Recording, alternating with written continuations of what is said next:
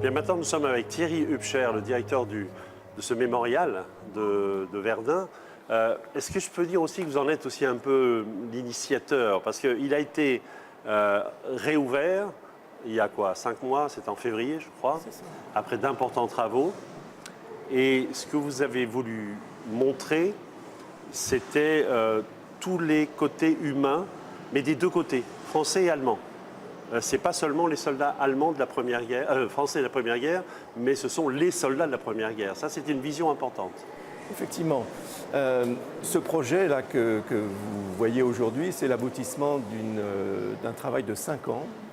Et il nous a paru aujourd'hui important de donner aux jeunes générations, puisqu'il n'y a plus du tout de contemporains de la bataille de Verdun, des éléments d'interprétation de cette bataille.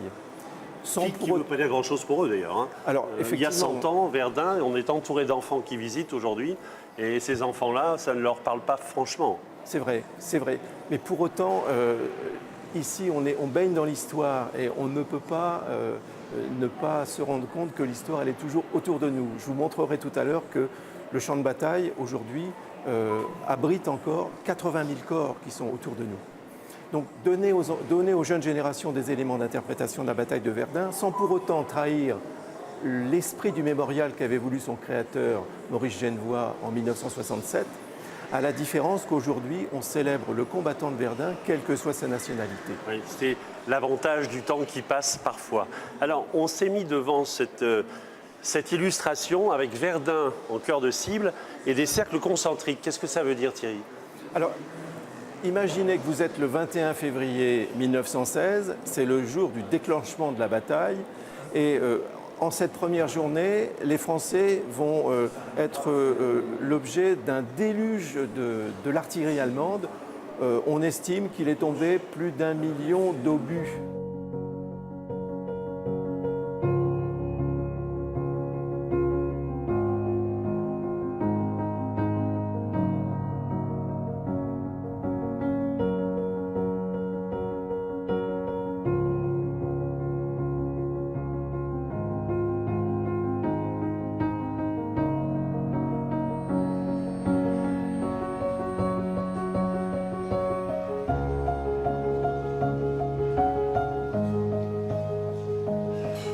Bon, ben là, c'est un peu Verdun comme si on y était, là, Thierry. On est presque dedans, hein, effectivement.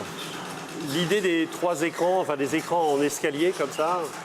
Ça, c'est une proposition de scénographes qui ont trouvé que c'était beaucoup plus parlant de faire de reconstituer la bataille de Verdun déjà de façon artificielle, parce qu'il était difficile de trouver, quel que soit le réalisme, l'authenticité de ce qu'on pouvait vivre, de cette atrocité. Oui. Et puis c'était aussi de donner du relief et la possibilité de voir aussi le film de l'étage supérieur. D'accord. Et puis le 29 mai dernier, on a commémoré les 100 ans de cette bataille. Et là, vous avez accueilli un certain nombre de personnalités. Exactement. Donc le 29 mai dernier, nous avons eu le plaisir d'accueillir le président François Hollande, la chancelière, Jean-Claude Juncker, Oui. Martin Schulz et un certain nombre de ministres, le président de l'Assemblée nationale. Alors, de toutes ces personnalités, qui était le ou la plus émue? Difficile de dire que l'un était beaucoup plus attentif que l'autre, mais François Hollande comme Angela Merkel étaient extrêmement attentifs.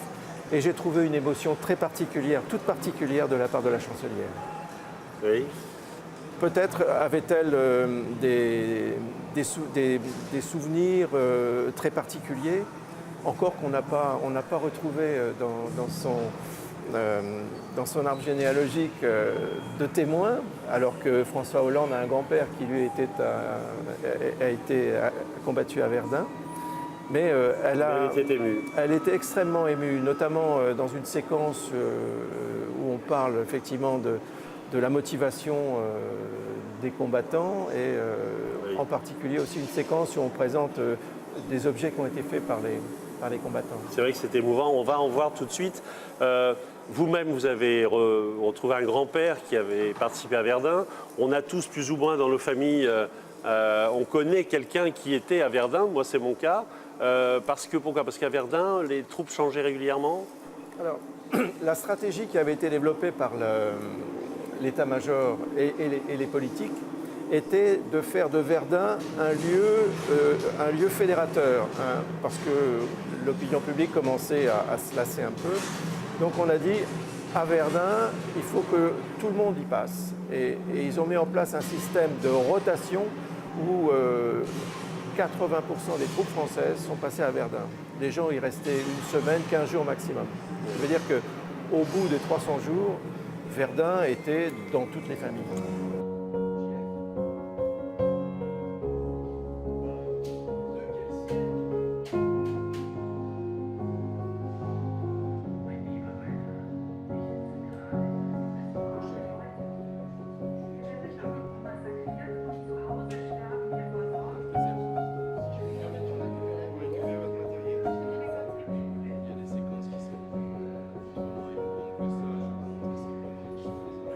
Thierry, vous évoquiez Angela Merkel qui était émue par les objets que les soldats confectionnaient comme ça sur le front, dans les tranchées.